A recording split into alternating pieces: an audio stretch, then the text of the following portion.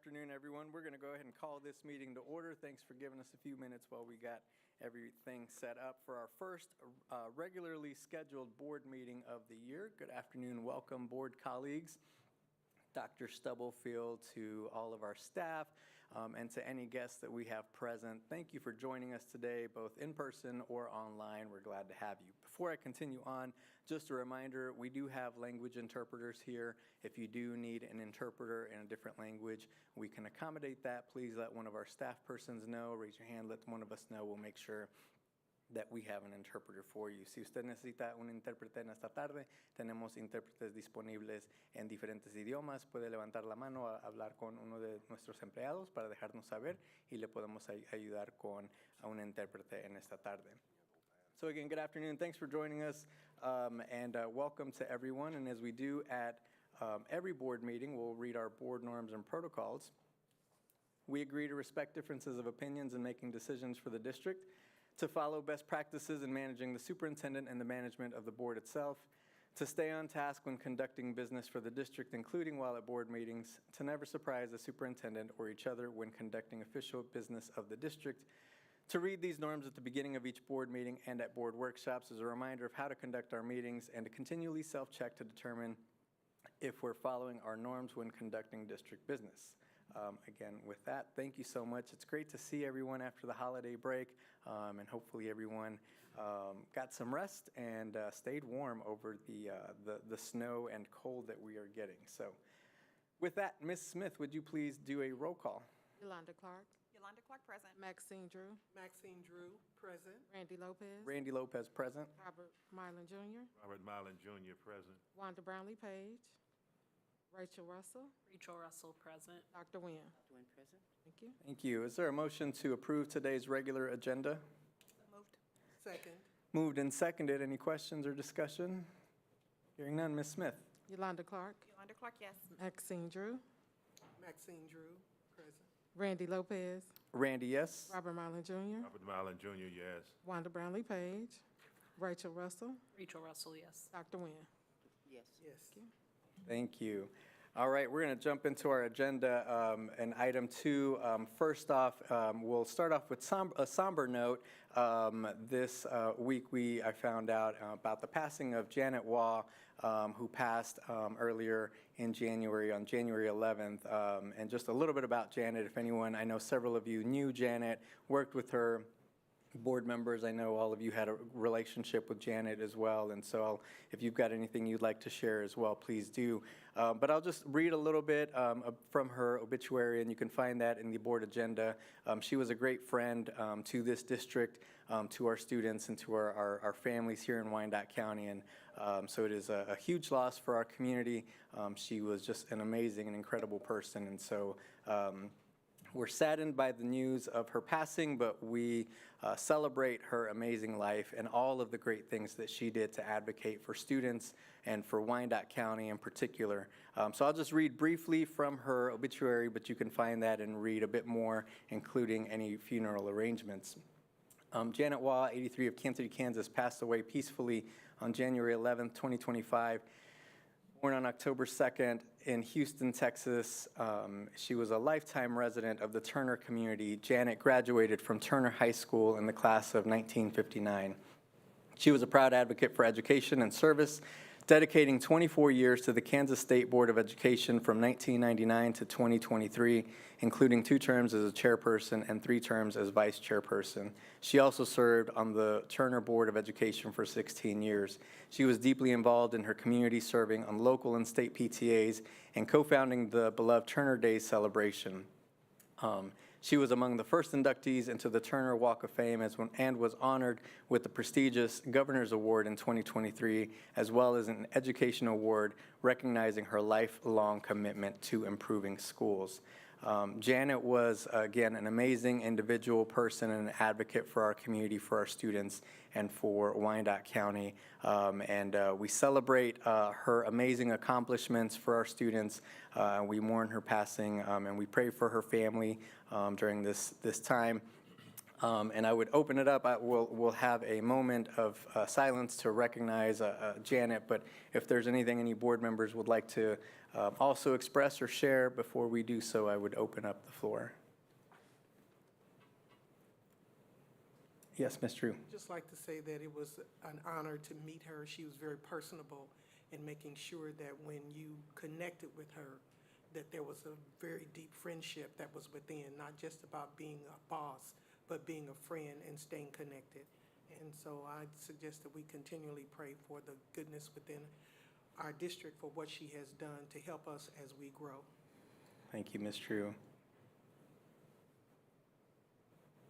So let's have a moment for Janet and all of the amazing things that she has done for our community.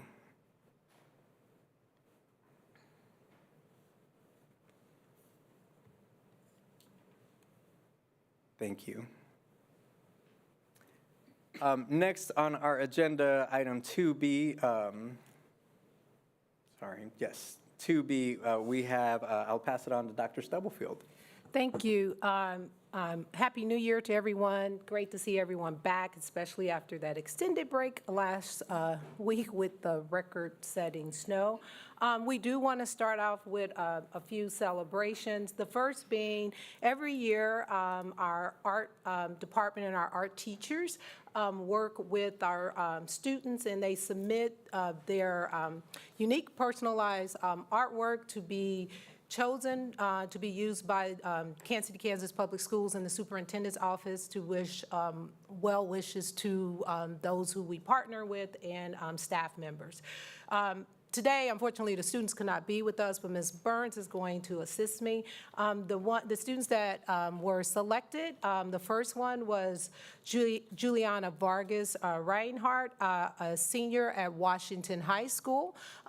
This was her holiday card.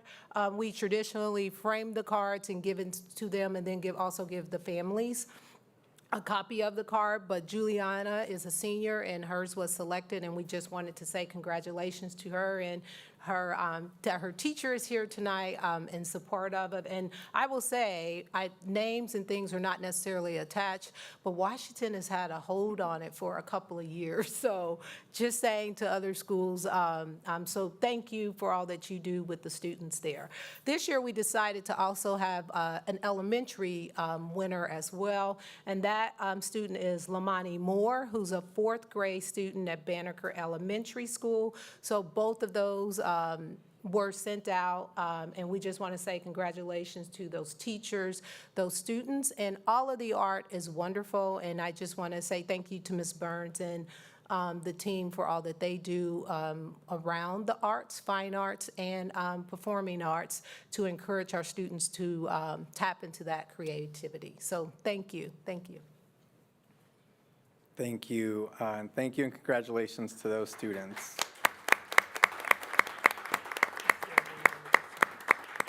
The next item on the agenda is also me.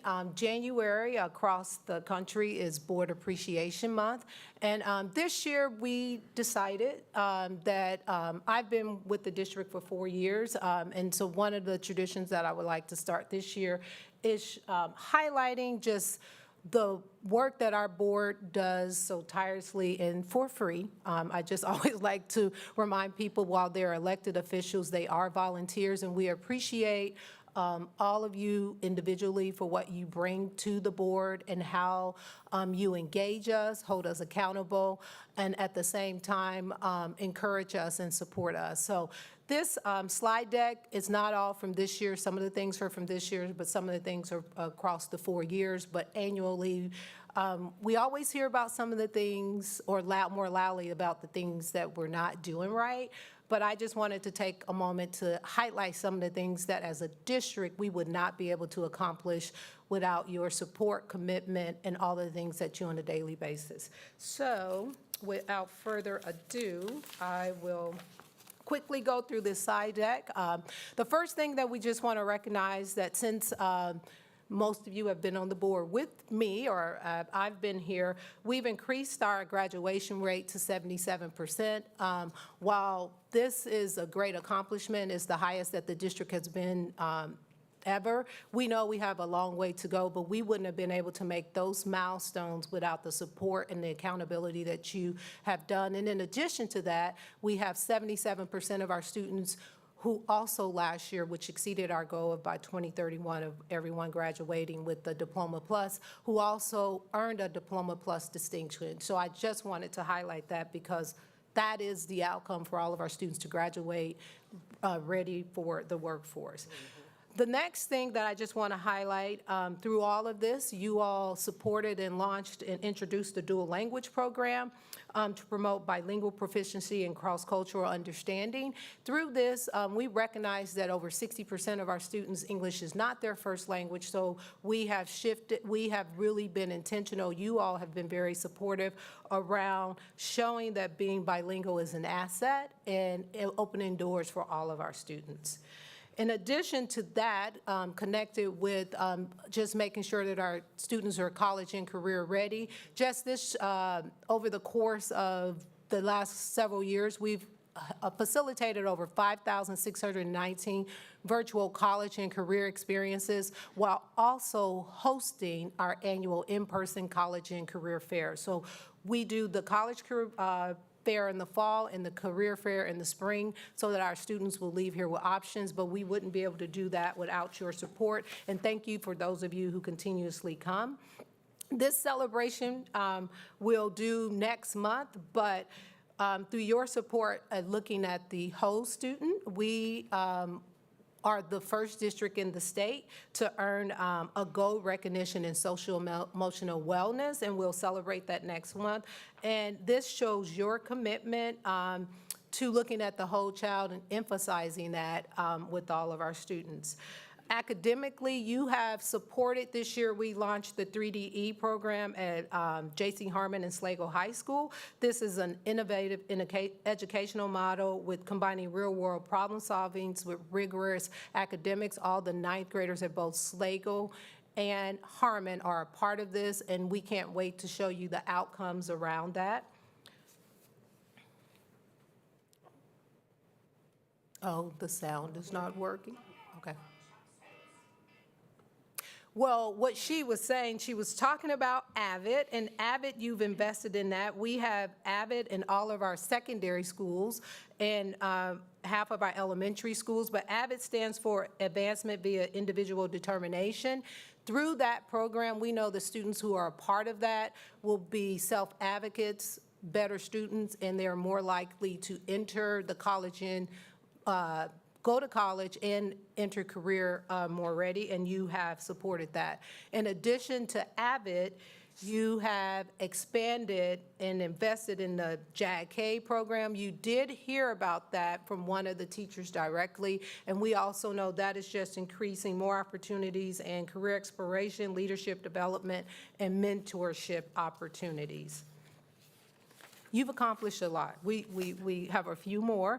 We launched the Welcome Center and increased our FACES personnel, and this allowed us to strengthen our family and community connections, and we want to continue to build off of that, but it's your investment to those things that has allowed us to continue to work towards building trust with our families and our community. In addition, as a board, you examined our own practices, and you've established a facilities and a boundary committee, which has provided the opportunity for us to engage with community members, address facilities needs, and evaluate our boundaries and plan for sustainable growth. Not only on that side, you established a finance committee. We have updated our policies in purchasing and finance, and we've developed and continue to evolve a more transparent budget process. And through that, we are all getting better, and we can educate ourselves as well as the community. Thank you again for your trust and dedication to our future. Thank you! Thank you for voting for new schools and improved teaching and a brand new learning environment. We were able to successfully pass a $180 million bond, and you heard directly from our students in our community about how this will change their experiences in schools, and so we want to say thank you again for that. During a time when a lot of districts are seeing a decline in enrollment, I think your commitment to the things that I've highlighted, we've actually seen growth, adding 114 new students in 2024, which a lot of districts predicted and individuals predicted that we would lose students due to open enrollment. So I just wanted to highlight that we actually saw growth this year. You continue to engage and allow us the opportunity to have both listening and learning sessions for both our students and our communities, and you've made a commitment to both students and community, which is no easy task because we have gotten better from the things that have been shared with us, and through your leadership, you have held us accountable around that. On the academic side, we have implemented benchmark assessments, and we have gotten lots of great feedback from the State Department, but our opportunity to do that and try those new things are through your support. Annually, our students qualify for several $1 million in scholarships. And just last year, our high school seniors secured $271 million in scholarships, a significant increase from the previous year, providing more opportunities for higher education for all of our students. The last time I did this, I failed. So I had to come back and do it correctly. Way to go! You invested in a very non-traditional program, and through our partnership with Learn to Swim, we have had over 3,478 elementary students have been introduced to water safety. A lot of them now are very proficient swimmers, and without your commitment to that, several of these students probably still would not know how to swim. And you saw the young man's confidence at the beginning, and we know his confidence increased there, but we also know that increased in the classroom as well. So we continuously thank you for letting us think outside the box and asking us to think outside of the box. We also launched the KCKPS Sports Network, and right today we have 2 games that will be broadcast this evening through that network. But this is an opportunity to highlight the students who are involved in athletics. It gives the families an opportunity to view it wherever they may be. If they can't come to the game or if they're in different parts of the country, their families can see it, and students have access to that film as long as that it's out there. But not only does it allow our student athletes to be highlighted, behind the scenes we have students who are running and working cooperatively with the company that we contract with, and they're gaining skills in broadcasting, production, and editing. So we appreciate you for doing that. And finally, this is just highlighting your commitment. We know that every employee starts and ends their experience with HR. We're highlighting here, like one of the challenges we faced when I came on was the substitute fill rate. It was less than 50%. This year it was 81%. We've onboarded more than 550 substitutes. We've developed a new classify in Kansas City, Kansas Public Library personnel pay scale, so it's more transparent and people can predict it. And we've also increased our minimum hourly rate to $16.09 for classified employees, and that was through your advocacy. I could talk for another 30 minutes, so if your department was not highlighted, no worries, we will highlight them. But we just wanted to say thank you and highlight some of the great accomplishments that you as a board have been able to do over the last 4 years. Some of you have been on the board all 4 years, and some of you have joined, but we appreciate you and just wanted to take a moment during this month to say thank you. There's also a small gift at each one of your spots just to say thank you as well. So thank you again.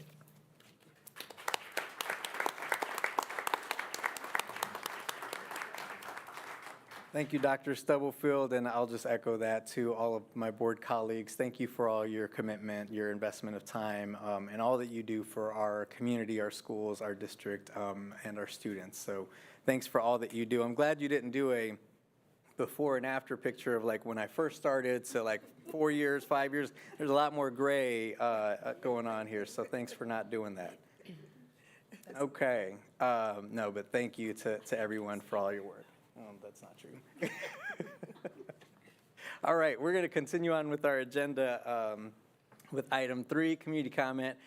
Board, just as a reminder, our policy BCBI, that to be on an agenda, you have to schedule to be on contact the board clerk the Monday before the board meeting by noon to sign up and advise the clerk of your desire to speak and the topic to be addressed, to be placed on the agenda. Once you do come up and speak, you have 3 minutes. Please state your name, and then your time will start, and then we will advise you when your time is up at 3 minutes. So those are per policy BCBI that is on the agenda. So we'll have we do have 2 people who have signed up to speak. There's a third person who has asked to speak today. Unfortunately, they did not sign up for the deadline for per policy to speak tonight. And so they asked if I would bring that to the board for them to be able to speak. And so in order to have them added to the agenda, we would need the board to take action to allow them to speak today, since they did not sign up prior to. And again, I'll just say that the policy BCBI has been in place since 2013 and has been practiced for the board in this space. So just want to, I didn't want to make a determination without asking the board, since it was requested to be added to the agenda today. So before we call on the 2 folks that are on the agenda, I just wanted to ask if there was any desire or any action from the board to add a third person. Mr. Lopez, Yes, Ms. Brownlee Page. I would love to say yes, but we do have a protocol. And if we do this now, then we might as well just open up the door. I said, in due respect, we would like to hear from everyone. We say the protocol each time, what it should be. Not trying to leave anybody out. But we just need to make sure, you gotta have some rules. Because if we let this go, then you gotta let the next 10 or 12 come. And you just wanna be fair, because we always say you have until Monday at 12 o'clock to call. So again, not trying to leave anybody out.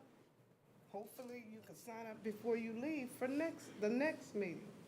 And for clarity, and I think part of the confusion, and thank you, Ms. Brownlee Page, there is a distinction between the normal board agendas versus when we have public hearings, where at public hearings anyone can come and you don't have to sign up to speak. You can come and sign up at the moment. So there is a difference between the two. So anyways, just wanted to clarify that as well, but thank you, Ms. Brownlee Page. I'm in agreement with Wanda. I am as well. Maybe that ought to be changed. So I don't hear any motion from the board to move forward. So if you weren't able to join to sign up for today's meeting, please contact the board clerk, and we'll make sure that we have you signed up for the January 28th board meeting. Per policy, you must sign up before noon on the Monday before the board meeting. So we'll continue on with our first person on the agenda, Rishma Holt. If you would come forward, if you were here. Good evening. This is Rishma. Good evening, Rishma. Thank you. I am attending virtually. Can you hear me okay? We can, yes. Thank you. So if you want to go ahead and state your name, and then your 3 minutes will start, and I will advise you when your 3 minutes are up. Thank you. Thank you, sir. My name is Rishma Holt. My address is 1840 North 29th Street, Kansas City, Kansas. My telephone number is 913-263-3445. Good evening, everyone. Thank you for the opportunity to address you today. I come before you with a deep sense of responsibility and commitment to making a positive impact in our community, especially for our students, teachers, and staff. We're at a critical juncture in our district, and I believe it's time to make meaningful actions on key issues that directly affect the safety, well-being, and success of our students. One of the most pressing concerns is the need for a more comprehensive and accountable policy framework. As we all know, policies shape the way we operate, and we must ensure they reflect the values of transparency, respect, and fairness. Upon reviewing the current employee policy, I found that there are significant delivery of service gaps, especially in areas like ethical behavior, professional conduct, and workplace drug and alcohol testing. These are not just policy issues, they are human issues. When policies leave too many gray areas, it can create confusion, harm, and mistrust. That is why I believe we need to act quickly and address these gaps in the delivery of services. The good news is there is an opportunity here. A thorough review of the policy could lead to a much needed transformation, not just in the rules we follow, but in the culture we cultivate. I've already prepared a set of questions and suggestions, which I hope the board will review and respond to me in writing in the next 10 days. If we can come together and make necessary adjustments, I'm confident that we can have a revised policy in place before the end of the school year. This policy review is also an opportunity to enhance professional development for our staff. By ensuring that all employees are fully supported, equipped, and trained, we can strengthen the foundation of our community. We need a system that empowers teachers and staff to act ethically, create safe environments, and build trusting relationships with students. As we move forward, we have a choice. We can remain complacent, or we can step up and create a system that truly works for everyone. This is about more than just policy. It's about ensuring that we have the right systems in place to support our students and staff in achieving their fullest potential. Finally, I want to remind us all of the importance of collaboration. The challenges we face cannot be solved by one person or one group alone. We must work together to create a community where everyone feels heard, valued, and supported. And in the words of Helen Keller, alone we can do so little, together we can do so much. Thank you for your time and attention and your ongoing commitment to making our community a better place for everyone. Thank you. Thank you, Ms. Holt. And my understanding is that she has sent some information to Ms. Smith, and Ms. Smith will forward that to the entire board tonight. Thank you. Thank you. Okay, next on our agenda, we have Ms. Pamela Penn-Hicks.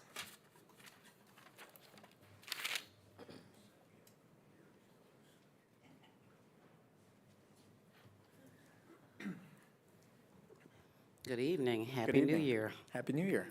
Pamela Penn-Hicks, Wyandotte County. Ms. Smith, my topic today is pattern and practice. I want to make a statement about some serious issues that have come to the community's attention. Although each incident involved different people, the incidents illustrate a pattern and practice of bullying by staff that reaches across the district. The injury due to verbal abuse was dramatically visible when 90 students walked out of Washington High School in response to the return of a teacher who repeatedly violated the employee policy against bullying by staff. Unfortunately, she is not alone. There are other reports of district staff speaking to students in ways that create trauma. The field trip for the Ruby Bridges Walk resulted in an incident in Topeka where an unauthorized stop at the Capitol left 3 students abandoned and subjected to verbal abuse by a district employee tasked with protecting them. When parents have brought their concerns to staff, there is little evidence that the district is addressing their concerns appropriately. The lack of transparency, delays in response, and opaque personnel procedures indicate a pattern of district behavior to wait out the complainants until they give up, still uneducated and unsure whether any action has occurred or anyone has been held accountable. Promises to correct the violations are not enough. The issues must be resolved with transparency. Consistent training and enforcement of policies must be district culture. There is currently an active DOJ investigation occurring in a Colorado school district initiated by parents of minority students subjected to bullying. USD 500's administrators and board are being made aware today on the record that the community will not tolerate our students being abused in any manner by anyone employed by the school district. Bullying behavior clearly violates policy and indicates a lack of value and respect for the students, deliberate disregard for adherence to policy, and the varied examples provide evidence that certain employees do not value their employment within the district.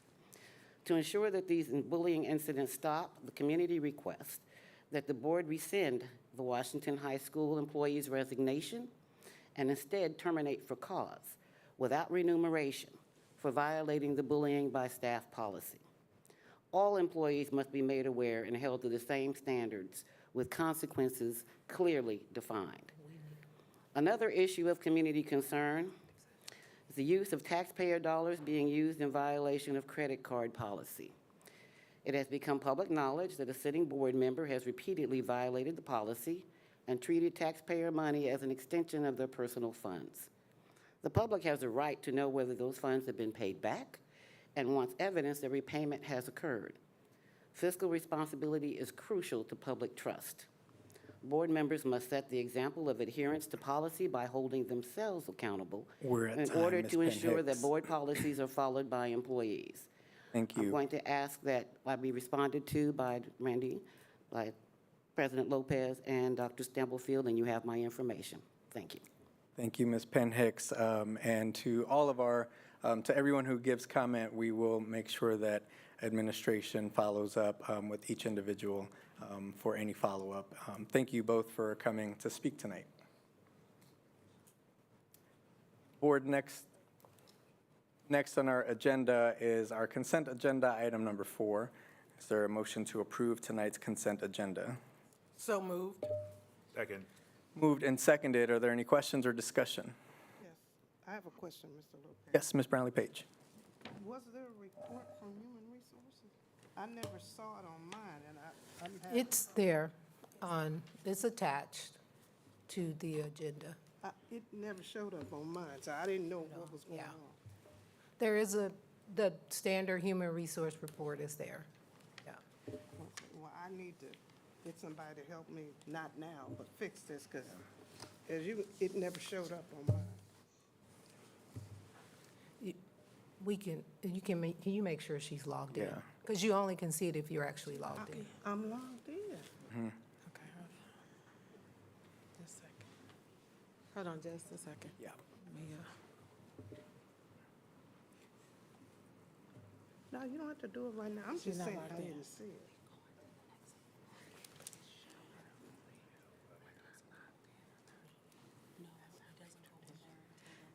Is this the new computer or the? No, it's not the new one, because he never transferred it over. We'll make sure that, that someone follows up to make sure that we can get you properly, make sure you're signed in, and that all the material is on there. Any additional questions or comment on the consent agenda? Okay, hearing none, there's a motion and a second on the floor. Ms. Smith, roll call, please. Yolanda Clark. Yolanda Clark, yes. Maxine Drew. Maxine Drew, yes. Randy Lopez. Randy Lopez, yes? Robert Marlin Jr. Robert Marlin Jr., yes. Wanda Brownlee Page. Wanda Brownlee Page, yes. Rachel Russell. Rachel Russell, yes. Dr. Nguyen. Thank you. Motion carries. Thank you. Board would entertain a motion to recess to executive session to discuss matters of non-elected personnel in order to protect the privacy interests of parties involved under COMA, with potential action to follow, to include Mr. Goheen and the board for 20 minutes, going in at 5:45. So moved. Second. Moved and seconded. Any questions or discussion? Ms. Smith? Yolanda Clark. Yolanda Clark, yes. Maxine Drew. Maxine Drew, yes. Randy Lopez. Randy Lopez, yes? Robert Marlin Jr. Robert Marlin Jr., yes. Wanda Brownlee Page. Wanda Brownlee Page, yes. Rachel Russell. Rachel Russell, yes. Dr. Nguyen. Thank you.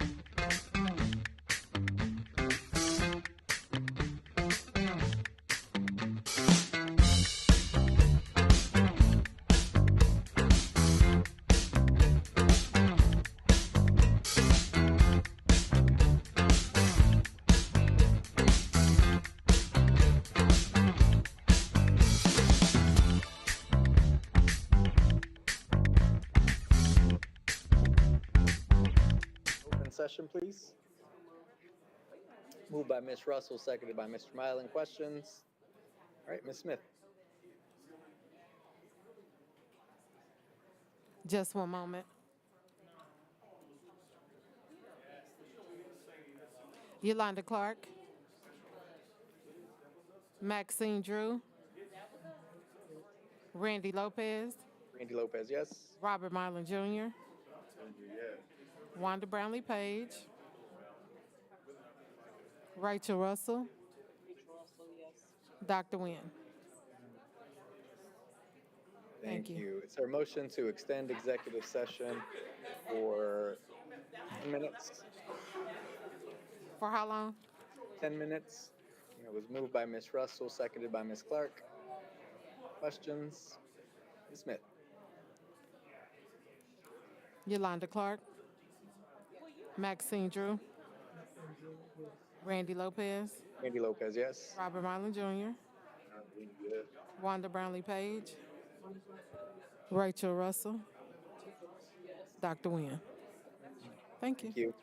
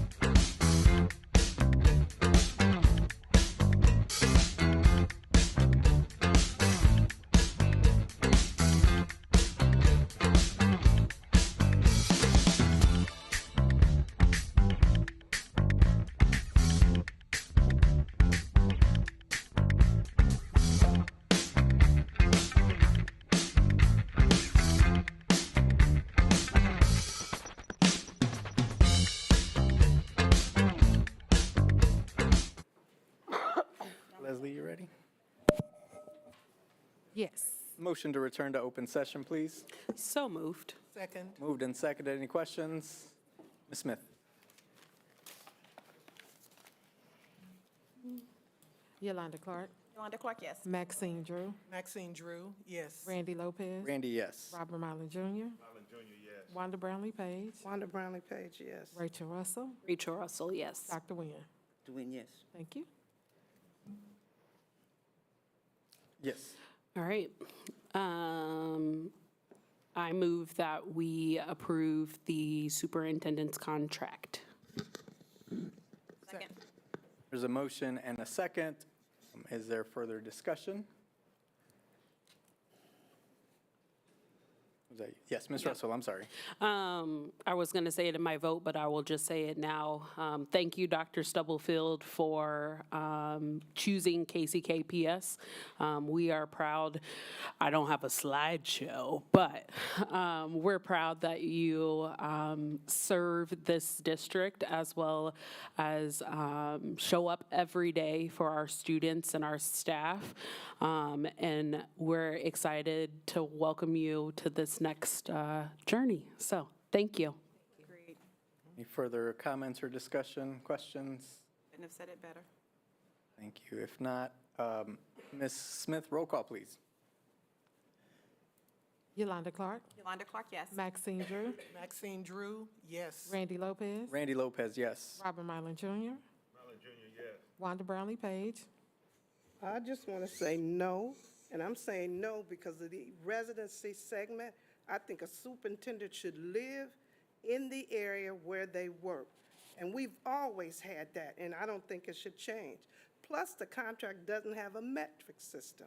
And it needs to be in there, and talking to other superintendents that I know, it's in their contract, where they say reading, math, language arts, we're going to move the ones to a 2 by 5 to 10%. And it's in there, plus, I know we don't agree, but the tax base, it's not fair to the people that live here. So my vote is no. thank you. Rachel Russell, Rachel Russell, proudly yes. Dr. Nguyen. I would also like to say, Dr. Stubblefield, this is not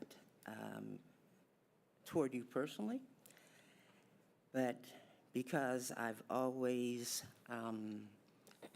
been concerned that the comparison of our tax base is not valid. And so the provisions that were in this contract 4 years ago when you came that we accommodated for you were not fulfilled on either part. I don't think this is sustainable. I do believe that there should be a residency requirement, and based on your conversation during the interview process, we accommodated you being able to maintain your residence where you were and also here. Another provision, I believe, is in essence paying kind of like 2 retirements. And so based on those concerns, I must vote no, and I believe the community would understand that because it's not sustainable, it's not the proper thing to do. So I vote no.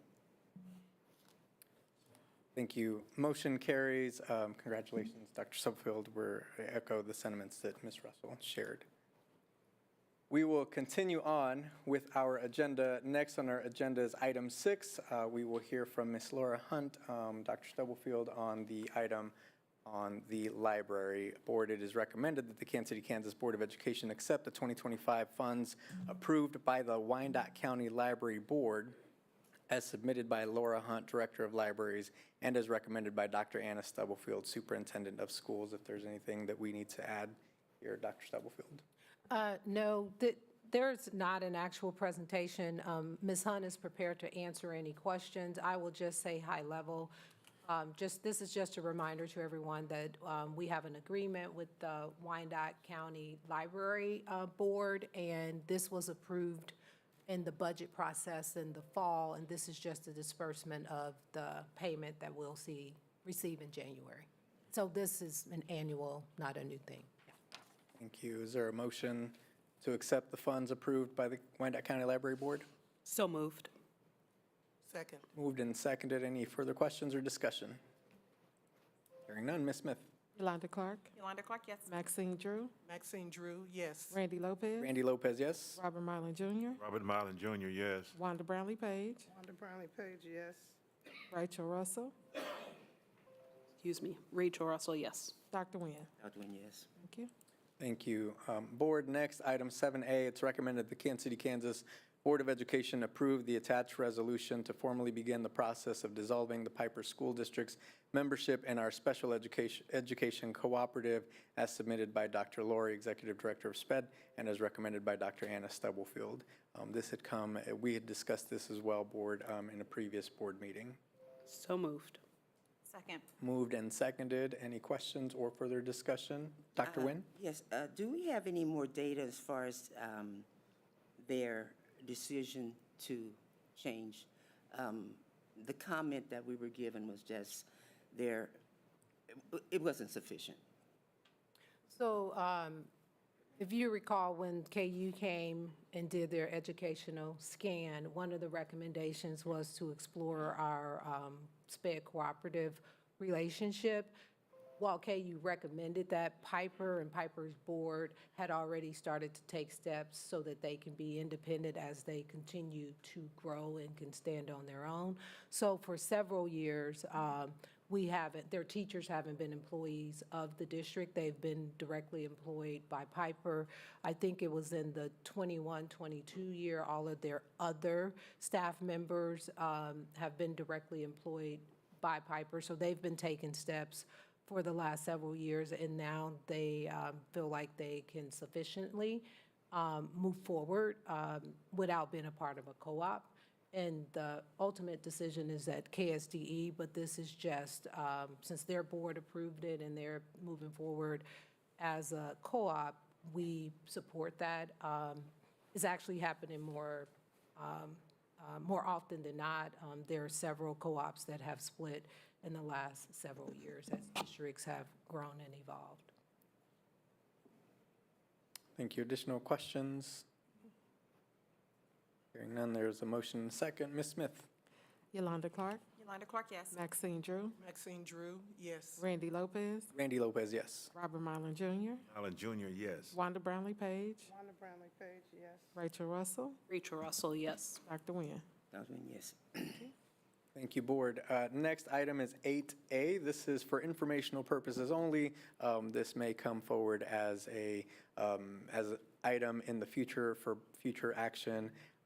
But if there are any questions now on any of these projects for summer of 2025, Board, now would be an appropriate time to ask on any of these.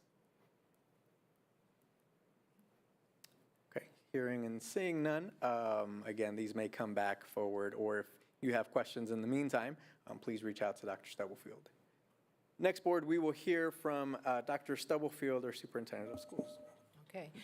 Good evening again, everyone. I just have a few announcements. First, I want to start off by saying thank you. I want to give a shout out to our amazing facilities and custodial staff and all the staff members who helped us to navigate the 40-year snow that we had to navigate last week, along with our teachers and our families who were very flexible to us. And also thank you to our bus drivers and nutritional services. There were several days that they were on call ready to come in so that we can prep, and then one day they actually did have to come in, but they're always flexible, and we just appreciate each and every one of you as we navigate that. Just want to say to our families, as we navigate through winter, we'll be able to give an update about minutes and those sorts of things. The first update will be in February, but a lot of them we can't necessarily do anything until we get past spring break. This is just a reminder that the Sumner Academy admission application process is still open. The students in the 7th, 8th, and 9th grade that are interested in applying for Sumner Academy for the 25-26 school year must complete the online application located on the district website. This does not apply to students who got invited because they already met the standard, but is open to anyone who was not invited, and it is open until January 31st. And finally, I just want to say the Welcome Center and the Multilingual Education and Service Department at KCKPS will be offering a Saturday Language Academy for families. The program will help English learners and their families build stronger language skills together. Each session would offer qualified teachers and bilingual staff. There will be 10 sessions, beginning on Saturday, February 22nd, and continue until Saturday, May 10th. So if you have any questions about that, families, please reach out to our multilingual department. Internally, I've been contemplating whether I should say something, but I do just want to clarify something. I have always paid taxes in Kansas City, Kansas, and I've done so since 2017. My permanent address has always been in Kansas City, Kansas, and I just want to clear that up, and I have documentation to show that since 1991. So I'm just going to leave that there. I don't want to get into a debate, but that component there is just a false narrative, and I don't want that to be put out in the public, given that that has been said there. The explicit residency clause been taken out of my contract. It's not in a lot of contracts, but it does not mean that I will continue to pay taxes in Wyandotte County and Kansas City, Kansas, but I just want to just put it out there, and we can talk offline about that. But that was one part of what was said that it just doesn't feel good to me for that to be put in the atmosphere. Well, it's the truth. So we're not gonna publicly. I don't agree with you on So that. That's not true. we're not gonna publicly go into that at this time. Well, it's not Thank true. you. I stand behind what I said. I So, know it. thank you, Ms. Brownlee-Page. Thank you. Thank you, Dr. Stubblefield. So, I think from my end, board, just a reminder that Friday, we do have a budget meeting, Friday afternoon. Hopefully that's on your calendar, and that is virtual, I believe, so you should have a calendar invitation on your calendar for that.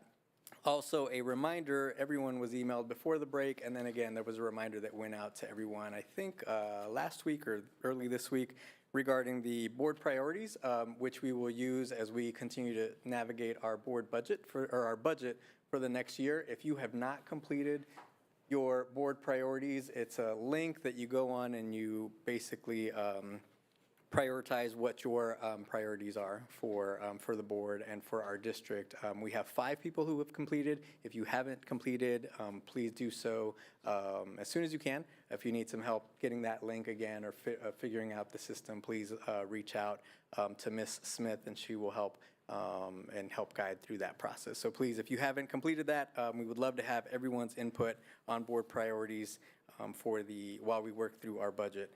And then again, just Happy New Year to everyone, to all of our students and staff and families. Thank you. Hopefully you all had a relaxing, a restful holiday break, and were able to take some time for you and for some self-care, and are excited for the second semester as we continue to navigate and do the best that we can as a team and as a district, as students, families. And I just want to say to our staff, thank you for all the work that you did, especially navigating the snow days. All of our facilities teams who were out there in the snow, you all were awesome in making sure that our schools were ready and prepared for our kiddos to come back. So with that, I'm really excited for this second semester and what it's going to bring, for all the celebrations that we get to have of our students and of our staff and of our community. We continue to do some great things in KCKPS, so thank you. So with that, I'll open it up if there are other commentary from other board members. Ms. Russell.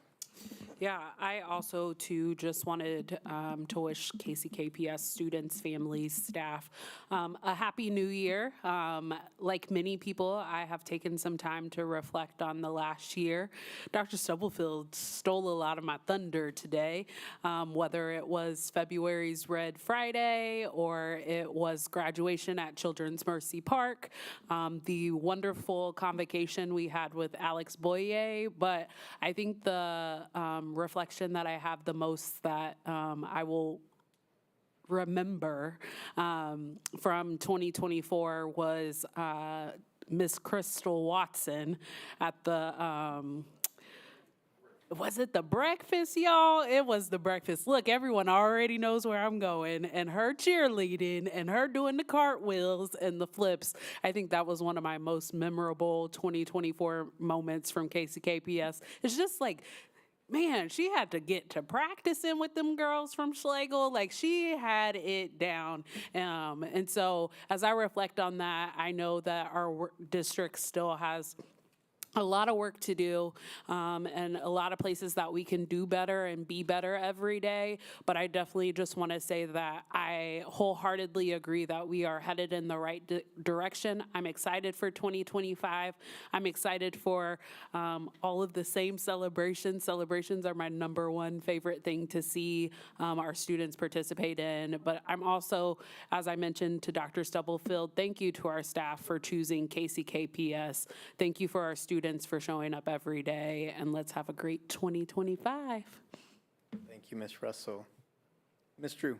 Just like to say, I'm chairperson of the academic committee, and we were supposed to meet this month with the weather, and we will reschedule a time so that we can meet to be able to move forward in the right direction. Right now, our current meeting, if I'm not mistaken, is in March, but we're going to meet prior to that to let everyone know. I did have the opportunity to attend the retirement reception for Carol Levers on December the 11th, and it was an honorable thing to be there. I also attended on December 17th the SLP ceremony for Cat's Closet at Washington High School, and they presented certain awards to several students. On a sad note, a former teacher, a substitute teacher here in Wyandotte County, passed away. They had his funeral on December 28th, was Wendell Guess. And so if anybody ever knew him, they know that he was really trying to do his best to help educate our students. Other than that, I'm just looking forward to an exciting school year for not only our students, but for the entire staff of the school district. Thank you. Thank you, Ms. Drew. Additional comments? Okay. Thank you. All right. Next, board, I would entertain a motion to recess to executive session for negotiations pursuant to the exception for employer-employee negotiations under COMA to include Dr. Stubblefield, Mr. Goheen, Dr. Campbell, Dr. Jones, or for 10 minutes going in at 6:50. Is there a motion to do so? So moved. Second. Moved and seconded. Questions, discussion? Ms. Smith? Yolanda Clark, Clark, yes. Maxine Drew, Maxine Drew, yes. Randy Lopez, Randy, yes. Robert Mylan Jr., Allen Jr., yes. Wanda Brownlee Page, Wanda Brownlee Page, yes. Rachel Russell, Rachel Russell, yes. Dr. Nguyen. Dr. Nguyen, yes. Thank you. Staff, you're free to go unless you're a part of executive session.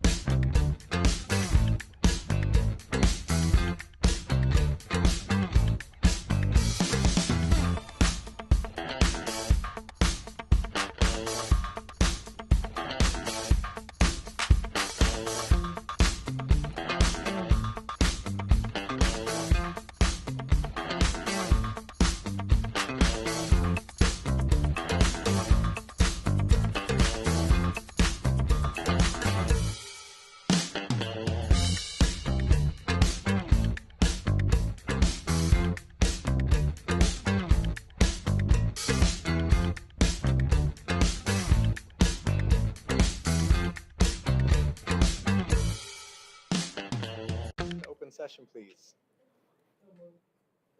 Moved by Ms. Drew, seconded by Mr. Mylan. Questions? Ms. Smith? Yolanda Clark. Maxine Drew. Randy Lopez. Randy Lopez, yes. Robert Mylan Jr. Wanda Brownlee Page. Rachel Russell. Rachel Russell, yes. Dr. Nguyen. Thank you. Thank you. Motion to recess to executive session to discuss matters of non-elected personnel in order to protect the privacy interests of parties involved under COMA, to include Dr. Stubblefield, Mr. Goheen, Dr. Campbell, and Dr. Jones for 15 minutes, going in at 7:05. Moved by Ms. Russell, seconded by Ms. Clark. Any questions? Ms. Smith? Yolanda Clark. Maxine Drew. Randy Lopez. Randy, yes. Robert Mylan Jr. Junior, yes. Wanda Brownlee Page. Rachel Russell. Rachel Russell, yes. Dr. Nguyen. Thank you. Thank you.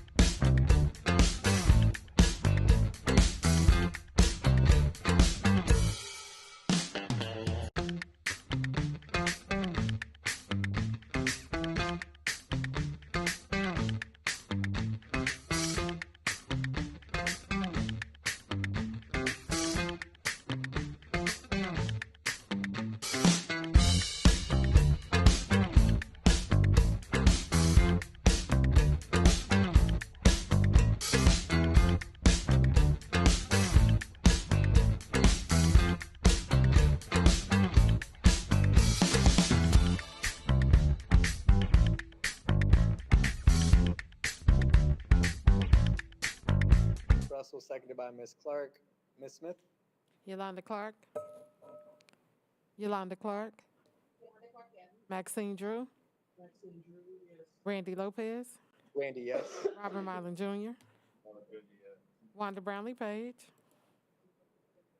Rachel Russell. Rachel Russell, yes. Dr. Nguyen. Thank you.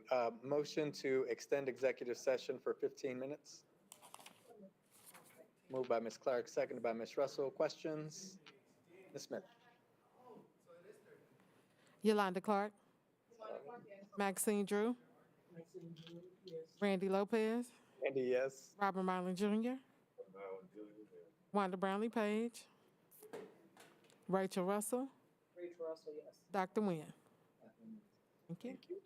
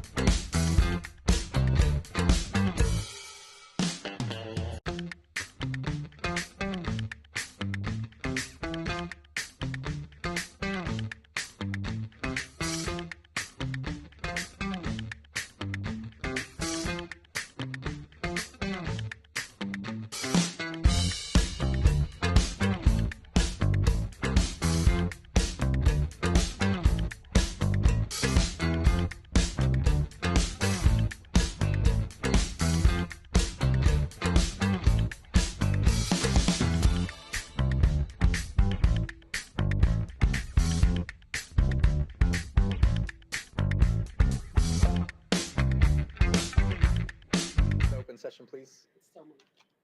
Moved by Ms. Russell, seconded by Ms. Clark. Ms. Smith? Yolanda Clark. Maxine Drew. Randy Lopez. Randy, yes. Robert Mylan Jr. Wanda Brownlee Page. Rachel Russell. Dr. Nguyen. Thank you. Now we're entertaining a motion to recess to executive session to discuss matters of non-elected personnel in order to protect the privacy interests of parties involved under COMA for 30 minutes going in at 7:42 to include Dr. Stubblefield and Mr. Goheen.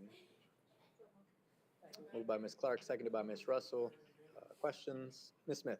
Yolanda Clark. Maxine Drew. Randy Lopez. Randy, yes. Robert Mylan Jr.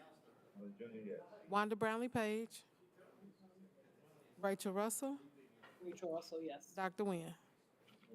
Thank you.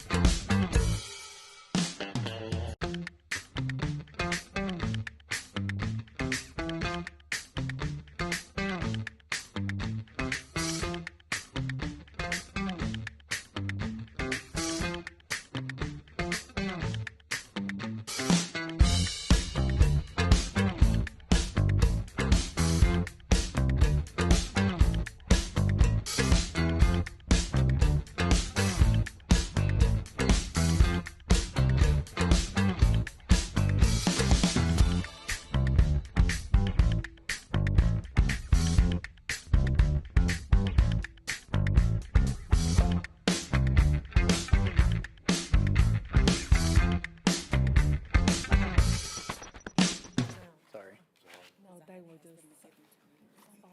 It's on the camera. I see now. Yeah, you got it. Motion to return to open session, please. So moved. Second. Moved and seconded. Questions? Ms. Smith? Yolanda Clark, Yolanda Clark, yes. Maxine Drew, Maxine Drew, yes. Randy Lopez, Randy, yes. Robert Mylan Jr. Allen Jr., yes. Thank you. All right. Again, thank you, board. Thank you, everyone. Great meeting. With that, this meeting is adjourned. Have a great evening.